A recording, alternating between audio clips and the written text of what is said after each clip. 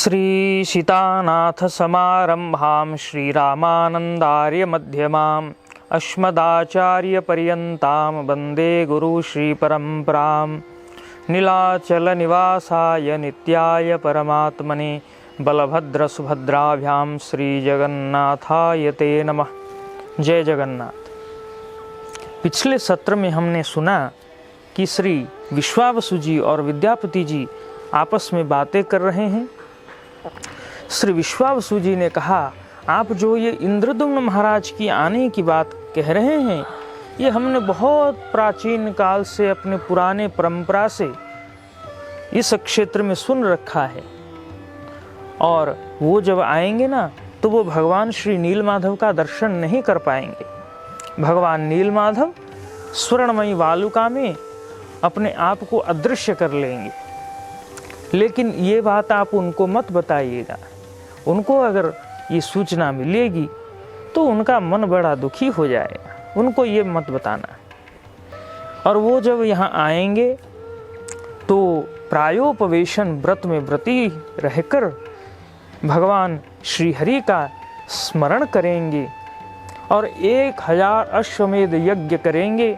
तब उन पर प्रसन्न होकर भगवान श्रीपति लक्ष्मीपति वैकुंठाधिपति पुरुषोत्तम क्षेत्राधिपति श्रीमन नीलेंद्र मणिमय विग्रह श्री नीलमाधव स्वरूप नारायण परब्रह्म जगन्नाथ महाप्रभु एक दारु से चार दिव्य स्वरूप धारण करके प्रकट होंगे। एक दारु समुत्पन्ना चतुर्धा संभविष्यति। उन्होंने पहले यमराज जी को ये वचन दिया है। भगवती महालक्ष्मी ने भगवान श्री नीलमाधव के इच्छानुसार श्री ब्रह्मा जी के सम्मुख और श्री यमराज के सम्मुख ये भविष्यवाणी की थी कि एक दारु से भगवान श्री नीलमाधव 4 दिव्य स्वरूपों में प्रकट होंगे और स्वयं भगवान श्री जगन्नाथ महाप्रभु ही श्री विश्वकर्मा जी के माध्यम से अपने आप को ही प्रकट करेंगे, अपने श्री विग्रह का निर्माण करेंगे और श्री ब्रह्मा जी के द्वारा उनका जो स्थापना है, स्थापन का जो कार्यक्रम है वह सब संपादित होगा। तो ये उन्होंने कह रखा है। और संत महापुरुष कहते हैं कि भगवान जब अवतरित होते हैं, भगवान तो बहुत बार अवतरित होते हैं, तो जब चतुर्विग्रह चतुष्टय चतुर्धा विग्रह चतुर्व्यूह के रूप में प्रकट होते हैं तो उनकी जो लीलाओं का आकर्षण है, लीला की महिमा, वो बहुत ज़्यादा बढ़ जाता है और भक्तों के मन में एक बहुत बड़ा छाप छोड़ जाता है। तो श्री भगवान विष्णु के जो चतुर्व्यूह हैं, चतुष्टय हैं, वो हैं श्री वासुदेव संकर्षण अनिरुद्ध प्रद्युम्न। और श्री रामावतार में जो चतुष्टय हैं वो हैं श्री राम लक्ष्मण भरत और शत्रुघ्न। श्री कृष्णावतार में जो चतुष्टय हैं वो हैं श्री कृष्ण बलराम अनिरुद्ध और प्रद्युम्न। और इस जगन्नाथ स्वरूप में श्री जगन्नाथ महाप्रभु ने एक होते हुए भी अपने आप को 4 रूपों में व्यक्त किया है। स्कंद पुराण में स्पष्ट रूप से वर्णन है। एक ही जगन्नाथ 4 स्वरूपों में विराजमान है। तो श्री जगन्नाथ महाप्रभु चतुर्व्यूह में श्री जगन्नाथ महाप्रभु, श्री सुदर्शन महाराज, श्री बलभद्र देव और भगवती सुभद्रा माता, इन 4 रूपों में व्यक्त हैं। तो एक का दर्शन करने का मतलब जो है, चारों का दर्शन करना वही है। एक ही 4 रूपों में है, 4 मिलकर एक ही हैं। तो इस स्वरूप से तो विश्वावसु और विद्यापति जी आपस में बातें कर रहे हैं। विश्वावसु कह रहे हैं कि जब तक भगवान श्री हरि इस स्थान पर विराजमान रहेंगे, हमारा और आपका वंश सुरक्षित रहेगा और आगे बढ़ता ही जाएगा।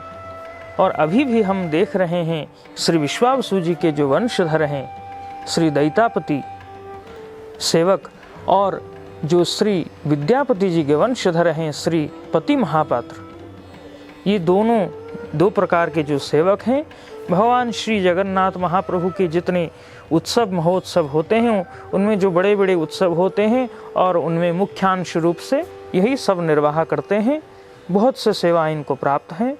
विश्वावसु जी कहते हैं, हे ब्राह्मण देवता, अभी तो बहुत समय बीत गया है, रात्रि हो गई है, अभी आप शयन कीजिए, विश्राम कीजिए।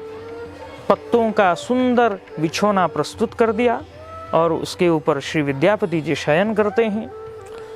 दूसरे दिन प्रातः काल में ब्राह्म मुहूर्त में जगते हैं और श्री तीर्थराज महोदधि में, तीर्थराज नमोस्तुभ्यम जल रूपाय विष्णवे। तीर्थराज महोदधि समुद्र जो हैं, दक्षिण समुद्र, जिसके तट पर ही श्री पुरुषोत्तम क्षेत्र विराजमान हैं, तो उस दक्षिण समुद्र में जल रूपी नारायण में स्नान करके और दोनों बंधु जाते हैं स्वयं परब्रह्म नीलेंद्र मणिमय श्री विग्रह श्री नीलमाधव स्वरूप जगन्नाथ महाप्रभु का, परब्रह्म नारायण का दर्शन करते हैं। और फिर राजा कहाँ रहेंगे, महाराज इंद्रद्युम्न, उस जगह का निरूपण करते हैं, चयन करते हैं। तो उस जगह का निरूपण करके फिर आपस में बातें करके और श्री विद्यापति जी विदा लेते हैं श्री विश्वावसु जी से और रथ के ऊपर सवार होते हैं और अपनी नगरी अवंती के उद्देश्य से, उज्जैन के उद्देश्य से प्रस्थान करते हैं। तो आगे क्या होता है अगले सत्र में हम श्रवण करेंगे। तब तक के लिए जय श्री जगन्नाथ।